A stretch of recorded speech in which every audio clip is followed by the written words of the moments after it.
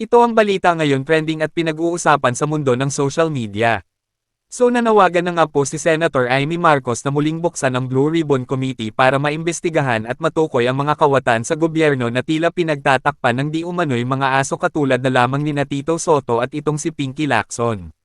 Matatandaan natin mga idol na walang nangyari at walang napanagot na korap ang chairman noon ng Blue Ribbon na si Ping Lacson, marami ang nakahalata na meron siyang pinagtatakpan at pilit na nililihis ang investigasyon.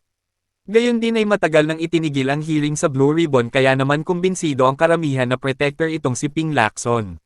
Samantala matatandaan po natin na nabanggit daw ng dating 18 Marines na kasama sa na-delivery nila ng maletang pera ay itong si Itbulaga host na si Senador Tito Sotto.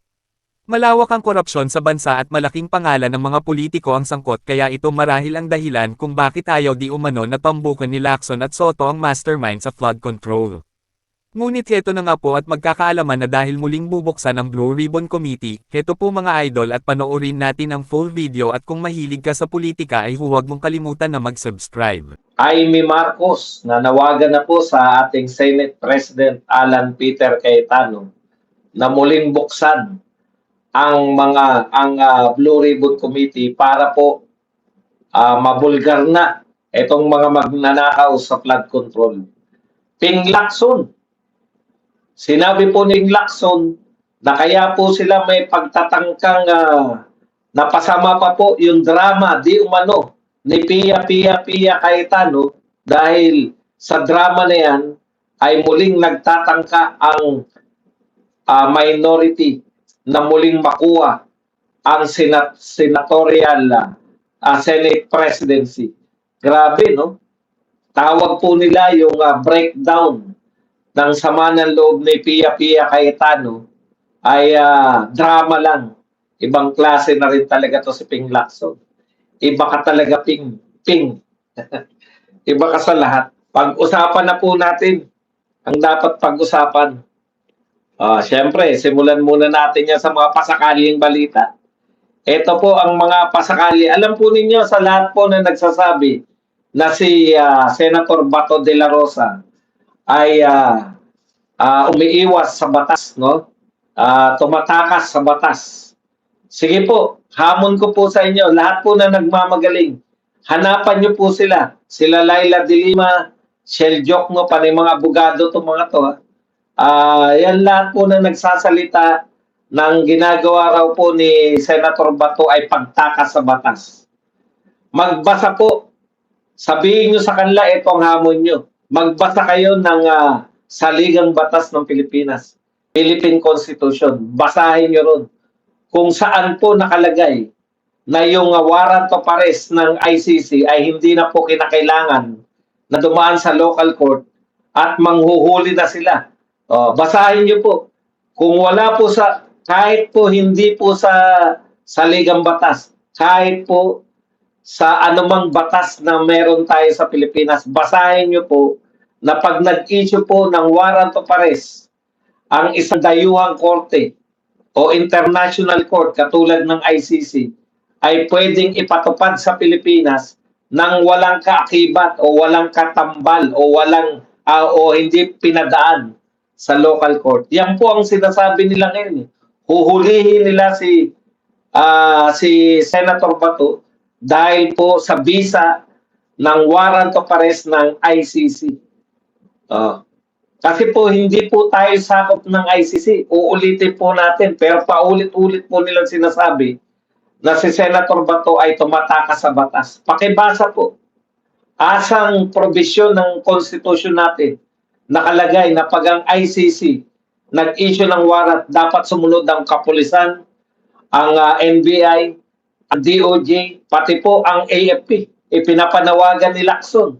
Nagalingan daw po ang panghuhuli kay Senator Bato. Pag wala po kayong nabasa, hindi po lumalabag sa batas ng Pilipinas. Si Senator Bato, hindi po siya pwedeng tawaging fugitive. Dahil isa lang po ang umiiral na batas sa Pilipinas. Yan po yung batas, yung saligang batas natin. Ngayon kung gusto nyo pong ipatupad, yung batas po ng dayuhan, ayan po, dyan po tayo may problema lahat. Wala pong problema, kami mismo magsasabi na fugitive Katulad po nito, may mga fugitive po tayo ngayon. Si Atong Ang, si Saldico, sino pa ba yung mga hindi nahuhuli? Si Bantag. Fugitive po yung mga yan dahil may warrant of arrest dito sa Pilipinas.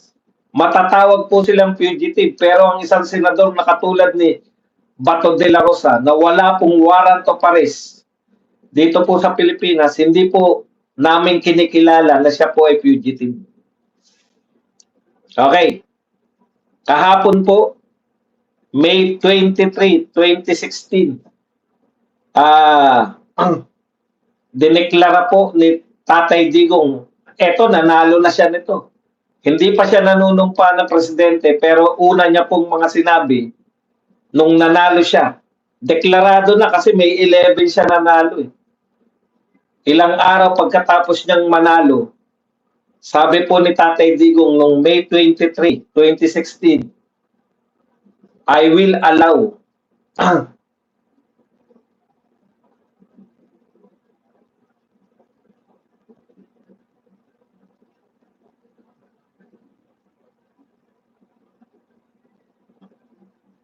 may ano ba? May echo ba yung ating ano? Paano nangyari? Wala naman akong mic. Talaga ba yung sinasabi nila may echo ba yung ating sounds? Pakiayan lang nga po. Hindi na nga ako nag-mic eh. Kulog, boss buds. Talaga? Anak ng tinapay.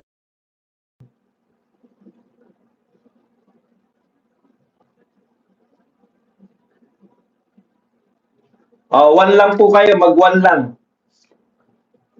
Talaga, meron? Paano po magiging ano? Wala akong mic. Hindi po ako gumagamit ng mic ngayon. Wala po akong mic. Paano po nakulog?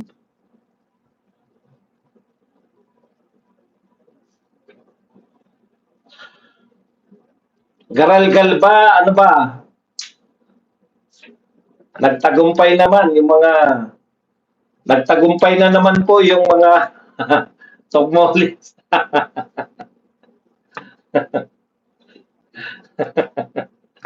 Kasi nagtataka ako, wala akong mic eh.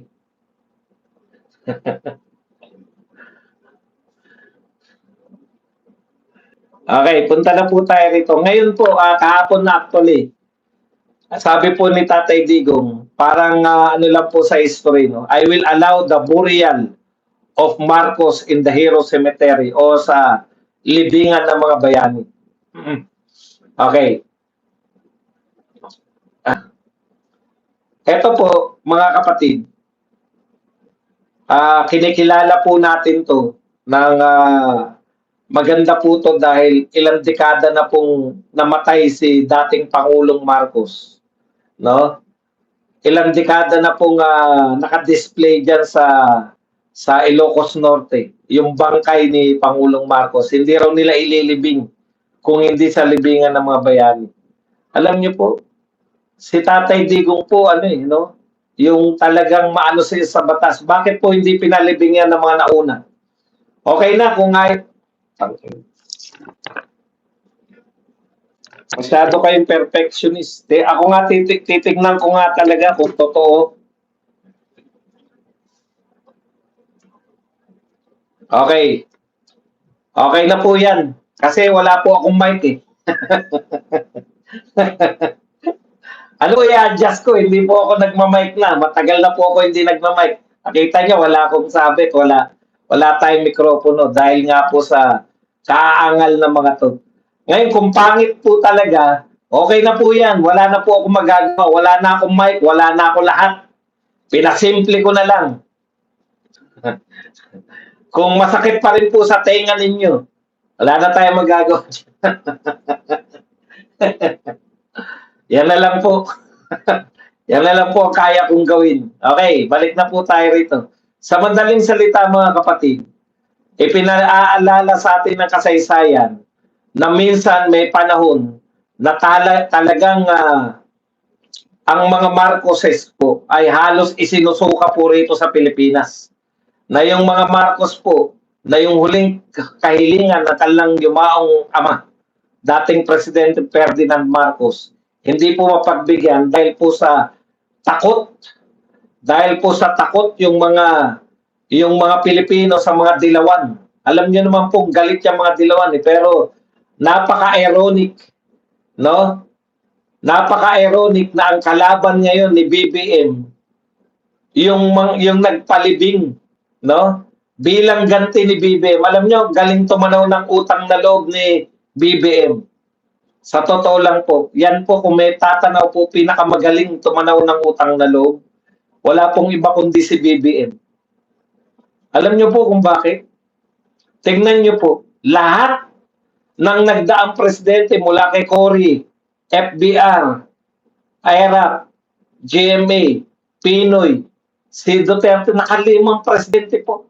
Si Duterte lang po ang tanging nagpalibing sa tatay nila. Pero bilang pagtanaw ng utang na loob, pinakulong nitong gobyernong ito si Tatay Digong sa ICC. Galing, no? Maraming salamat.